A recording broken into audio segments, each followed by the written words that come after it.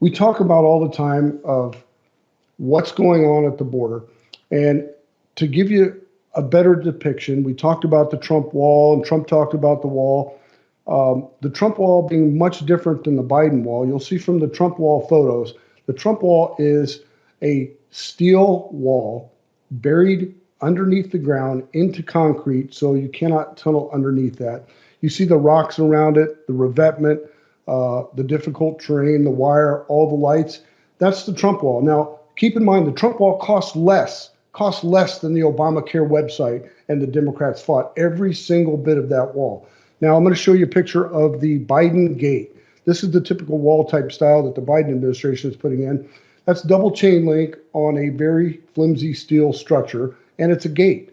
It's not going through the earth. It is bolted to the earth onto concrete, very easily open and closed. Border Patrol uses this particular gate, but the rest of the walls are configured the same way in their construction.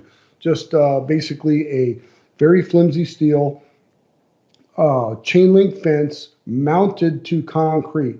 Now, these concrete mounts are very similar that you would see on the highway system when they're doing some work. They're movable by forklift. So the wall is obviously temporary. You can pick the sections up by forklift and move them. The Trump wall was more of a permanent structure. Now, some of the Trump wall that ended in certain areas was bolstered by Connex boxes or shipping containers, what have you, whatever you'd like to name them, by the Ducey administration in Arizona. Katie Hobbs' administration removed those, and we're going to show you exactly where these points are. If you look at the next clip, it will show you the Indian reservation and the end of the Trump wall, and you'll see a sign there talking about littering. Right here, you see where these barriers are, these steel barriers that are just laying on the ground. That's on the Indian reservation. The Indian reservation did not allow the Trump wall to be installed so animals and people can cross back and forth. So this is what you have at the very end of the Trump wall moving onto the reservation.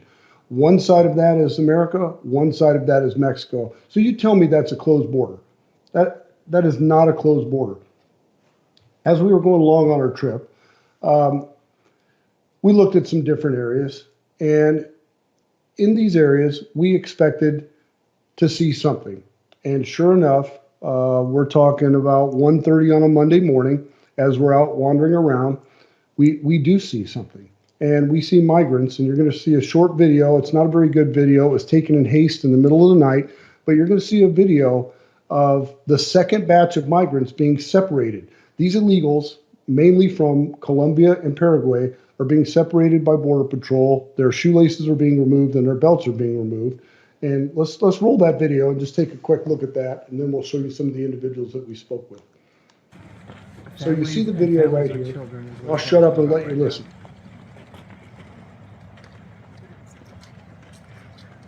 Now, mind you, this is the second batch. The first batch, we were on the other side and we weren't able to get down there in time. The first batch had already been taken off by bus. So this is the second batch that walked in. Now, you heard KGP scold Peter Ducey a while back on Fox News when he asked a question very similar to, as these people are walking across the border, she stopped him right there with her ridiculous smirk. Well, it just doesn't work like that. We got to call BS on that. It works exactly like that. So we could see on the highway where vehicles would stop on the Mexican highway by the dam, crossing the Colorado River, crossing the border easement, and getting to the fence. So you see the vehicle stop, and about 20 minutes later, the people that departed from the vehicle walked across the American side to the border fence. So they walked through Mexico. And we're talking about 200 yards here. We're not talking a long walk. Middle of the night, they walk right onto an American soil where Border Patrol awaits them, because that's what they're doing under the Biden administration. Border Patrol is relegated to a personnel processing center. Now, while we're down there on the trip, I'm gonna hold this up and we'll post a better copy online. But as we're down there, you'll see next to the railroad tracks, looking around for typical evidence. This card is a Department of Homeland Security, U.S. Customs and Border Protection baggage claim check. Now, We were told by the Democrats, this is not happening. We are not tracking baggage. We're not loading. We're not unloading. We're not doing the transportation, but we have a claim check. And in the video that you just saw, at a later point in that video, you will see the Border Patrol agents handing every illegal one of these cards. It's a perforated card that you can tear the tag off, and on the card, it's owner signature from to whatever transportation company and a file number. On the back of the card, it says for Department of Homeland Security use. Is it a trunk, grip, box, other, or suitcase? Estimated weight, number of pounds, file number, and remarks. So with that, you have Section 8 of the U.S. Code 1324, A, B, C, D, and F talk about the facilitation being a crime. Now, I wrote a bill specifically on facilitation and NGOs forcing their way into the government system and transporting these illegals all over the country. That bill was vetoed by Governor Hobbs, but it dealt specifically with this issue. Now, it wasn't punitive in the form of criminal, but civil is where I kept the bill at. So we weren't going to arrest bus drivers. We weren't going to throw people in jail, but the NGOs that were doing this and the nonprofits that operated outside of the law, meaning if they did not have a lawful contract to move them state to state or place to place, their business license would be revoked in the state of Arizona.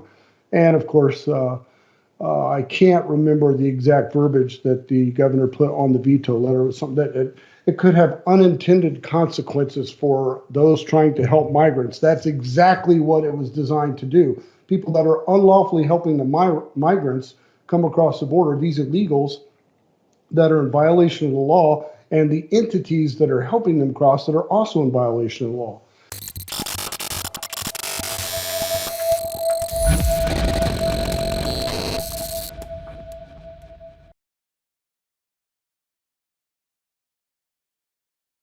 Mike Lindell here, and like you, I see our country being destroyed daily. We face massive economic issues, and I can tell you from firsthand experience, there are people in power who threaten the values that have made our country great. Well, I've been a believer in gold and silver for a long time, and I've searched for years for a partner that shares my values. Well, Genesis Gold Group showed me how easy it is to protect your IRA, 401k, or your retirement with gold and silver. Their faith-driven approach to service and stewardship is one that stands out from the rest. To get your free definitive gold guide and get started learning more about investing in gold and protecting your retirement from uncertain times, visit treasureandtrust.com now. Fill out the basic contact form and a member of the team will be in touch. Again, that's treasureandtrust.com or call 855-625-7760.